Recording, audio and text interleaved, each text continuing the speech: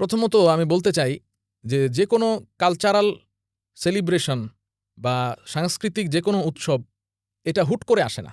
এটার পেছনে দীর্ঘ ইতিহাস থাকে, একটা লম্বা হিস্টোরি থাকে।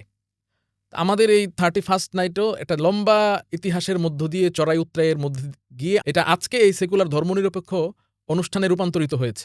কিন্তু এটার পিছনে লম্বা ইতিহাস আছে।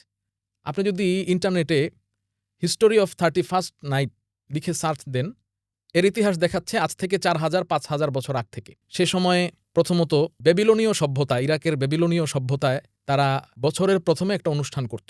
এরপরে আরেকটা অনুষ্ঠান পাওয়া যায় রোমান যে মূর্তি পূজক ছিল তাদের থেকে। তারা বিভিন্ন দেবদেবীর উপাসনা করত। এদের মধ্যে দেবতার নাম ছিল, রোমানদের একটা দেবতার নাম ছিল জানুস দেবতা, JANUS, জানুস। এই দেবতা আপনি নেটে সার্চ দিলে দেখবেন জানুস দেবতা। এবং মজার বিষয় হচ্ছে এই জানুস দেবতা তার নামেই কিন্তু জানুয়ারি মাস। তাই নাকি? অবাক হয়ে গেলাম, আজকে আমি জানতে পারলাম সত্যি কথা বলতে যে ওই জানুস দেবতার নাম অনুসারেই জানুয়ারি মাস। আপনি সার্চ দিলে দেখবেন যে এই জানুস দেবতার যে মূর্তি তার দুটো মাথা, একটা হচ্ছে সামনে এক মাথা আর একটা হচ্ছে পেছনের মাথা। তো রোমান ওই মূর্তি পূজারীরা তারা বছরের শেষ রাতে 31st নাইটে অর্ধরাত পর্যন্ত, ধরুন রাত 12টা পর্যন্ত পেছনের মাথার কাছে গিয়ে তারা পূজা করত, অর্চনা করত।